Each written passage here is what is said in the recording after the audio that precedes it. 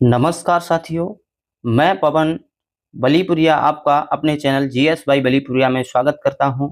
आज हम हिस्ट्री का मास्टर क्लास देखेंगे, जिसमें हम प्राचीन भारत और मध्यकालीन भारत और आधुनिक भारत की बात करेंगे।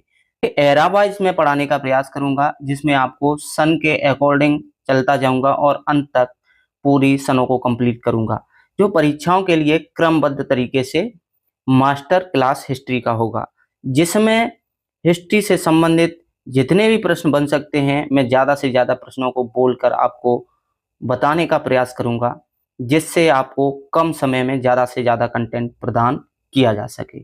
कोशिश करूंगा मैं आपको अच्छे से अच्छा कंटेंट देने का प्रयास मेरा कर्तव्य होगा।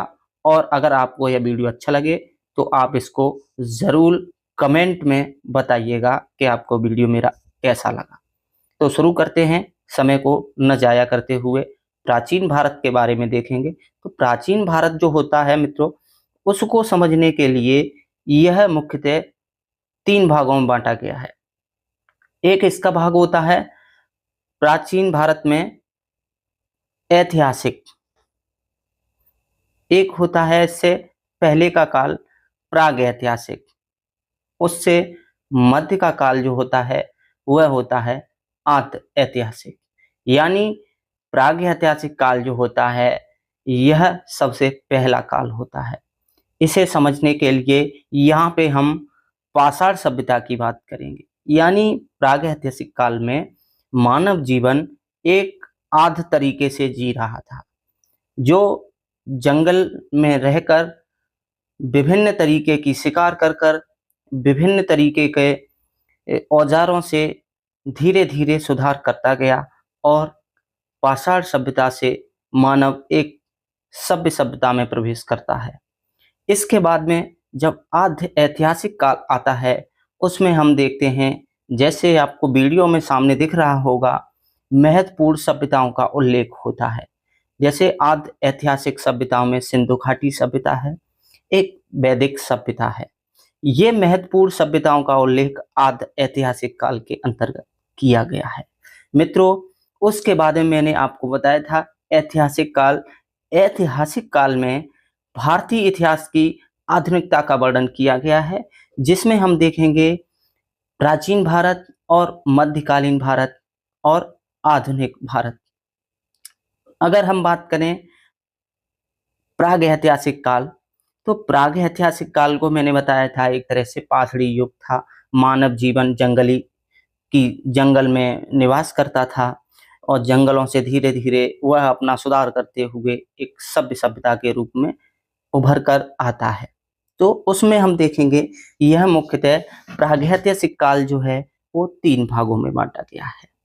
सबसे पहला भाग है निम्न पुरापाषाण काल, उसके बाद में मध्य पुरापाषाण काल, उसके बाद में नभ पुरापाषाण काल।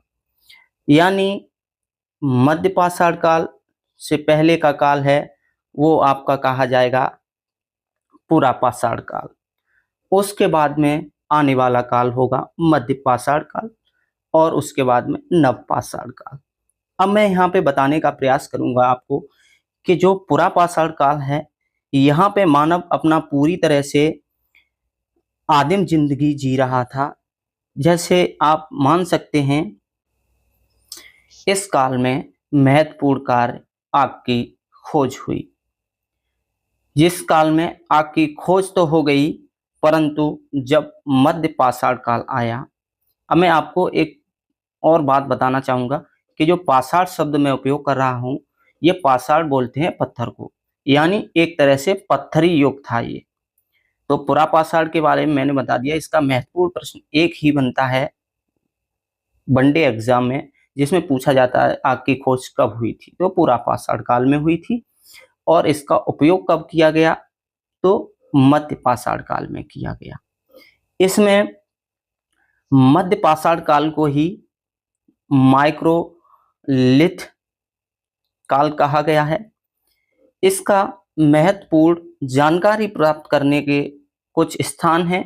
उसमें आपकी बेतवा नदी सोहन घाटी मध्य प्रदेश में, कृष्णा घाटी कर्नाटक में और वेलन घाटी उत्तर प्रदेश में और नेवासा महाराष्ट्र में इसके महत्वपूर्ण खोज के स्थल हैं जो मध्य पाषाण से संबंध रखते हैं। यहाँ से आपको प्रश्न जब कभी पूछा जाएगा तो पूछा जाता है इस काल में मानव अस्थिपंजर का सबसे पहला अवशेष कहाँ से प्राप्त हुआ, तो आप उत्तर प्रदेश के प्रतापगढ़ जिले में बताएंगे। जो स्थान है वहाँ का महधा नामक स्थान। अब हम बात करेंगे नवपाषाण काल की। नवपाषाण काल में मानव एक तरह से बस्ती के रूप में रहने लगा और मानव खाने के लिए कुछ फसलों का भी उपयोग करने लगा और पशुपालन करने लगा। ऐसे महत्वपूर्ण कार्य नवपाषाण के अंतर्गत मानव करेगा, जिसमें आपको सबसे पहला साक्ष्य जो मिलता है नवपाषाण काल के अंतर्गत कृषि का, वह 7000 ईस्वी पूर्व के अंतर्गत पाकिस्तान के बलूचिस्तान प्रांत में स्थित है। यहाँ पे आपको कुछ महत्वपूर्ण और प्रश्न हैं, जैसे गोमफराल है, बुर्जहोम है, यहाँ से चिरांद है, कोल्डिहिबा है। यह नवपाषाण काल के प्रमुख स्थल हैं। अब हम देखेंगे, हमने प्रागैतिहासिक काल को देख लिया, अब हम देखेंगे आद्य ऐतिहासिक काल को। आद्य ऐतिहासिक काल को मैं आपको इस वीडियो में इस पेज पर दिखा रहा हूं। इसके अंतर्गत दो महत्वपूर्ण सभ्यताओं का उदय होता है, सिंधु घाटी सभ्यता और वैदिक सभ्यता। जो सिंधु घाटी सभ्यता है उसका काल मैंने आपको अभी इस वीडियो में लिख के नहीं बताया, तो अब लिखना शुरू कर रहा हूं।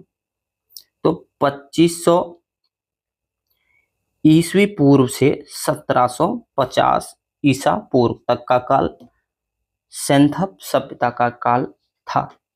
इसे ही हड़प्पा संस्कृति के नाम से जाना गया, क्योंकि वर्ष 1921 में दयाराम साहनी द्वारा इसकी हड़प्पा नामक स्थान पर इस संस्कृति की खोज सबसे पहले की जाती है। इसीलिए इस संस्कृति का नाम हड़प्पा संस्कृति रखा गया।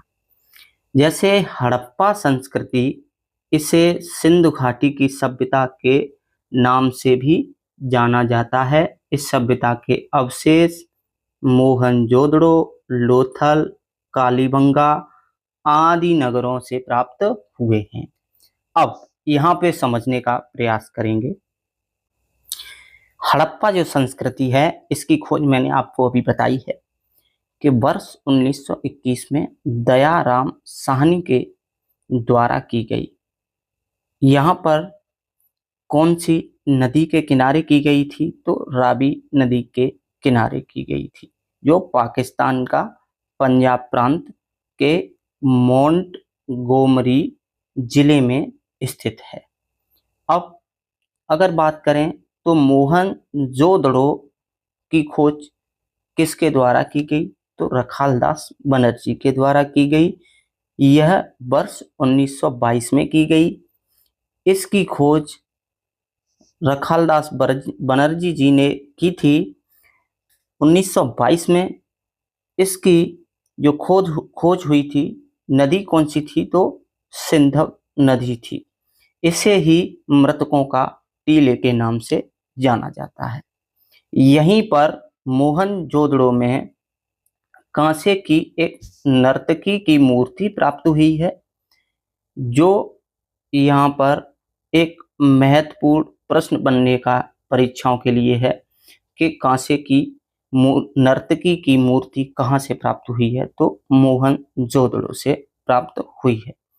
आगे देखेंगे लोथल। तो लोथल जो जिला है भारत के गुजरात राज्य में अहमदाबाद जिले के अंतर्गत आता है, जिसकी खोज SR राव के द्वारा की गई वर्ष 1955 में। यहाँ पर यह एक महत्वपूर्ण प्रश्न बनता है कि लोथल जो है यह सिंधु सभ्यता के काल का महत्वपूर्ण बंदरगाह है, जो व्यापार का प्रमुख स्थल था। यहाँ से प्राप्त जो हुआ है वो गोंदीवाड़ा हुआ है, चावल के दाने प्राप्त हुए हैं। और यहाँ पर महत्वपूर्ण जो है वर्ष 1955 में गुजरात में स्थित है। अब देखेंगे कालीबंगा। तो कालीबंगा के बारे में अगर बात करें तो यह राजस्थान के हनुमानगढ़ जिले में स्थित है, घग्गर नदी के पास है। हाँ, और जो लोथल है भुंगवा नदी के पास है, और कालीबंगा घग्गर नदी के पास है। इसे कालीबंगा का शाब्दिक जो अर्थ होता है काले रंग की चूड़ियां होता है। वर्ष 1951 में अमलानंद घोष के द्वारा इसकी खोज की जाती है।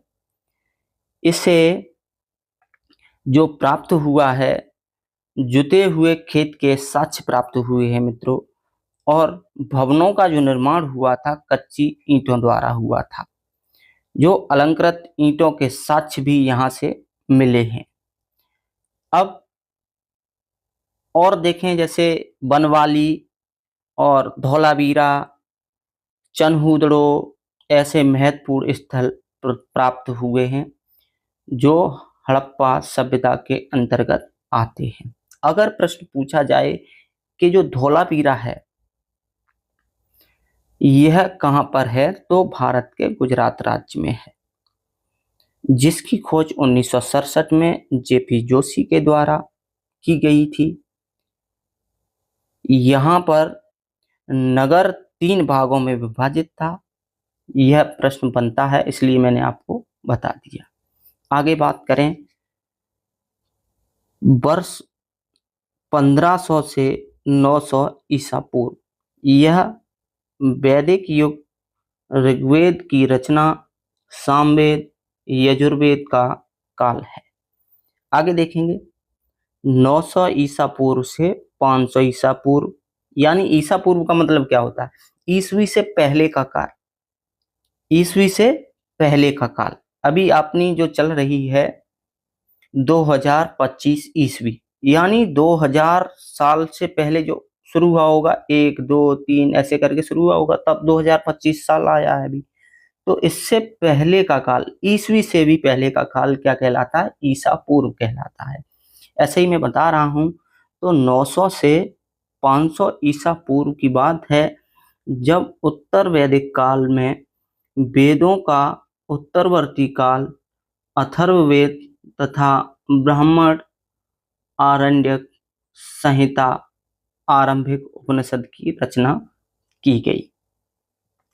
अब यहाँ पे बताने का मैं प्रयास करूंगा, जो 1500 से 900 का काल है, कभी कभी इसको दिखाया जाता है कि 1500 से 1000 ईस्वी का काल है, तो इससे बोला जाता है ऋग्वैदिक काल।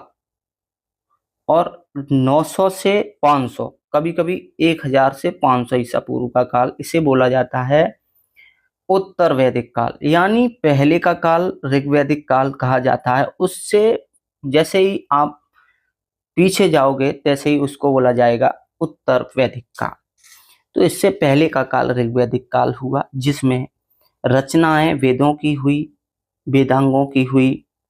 तो ऐसे ही इसमें ऋग्वेद की रचना हुई, सामवेद की रचना हुई, यजुर्वेद की रचना हुई। उत्तर वैदिक काल में अथर्ववेद की रचना हुई, ब्राह्मण की रचना हुई और आरण्यक की संहिता की रचना हुई।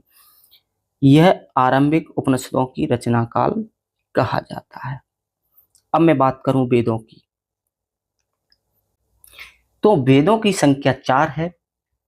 जो कौन कौन से वेद हैं, ऋग्वेद है एक, सामवेद है, यजुर्वेद है, अथर्ववेद है।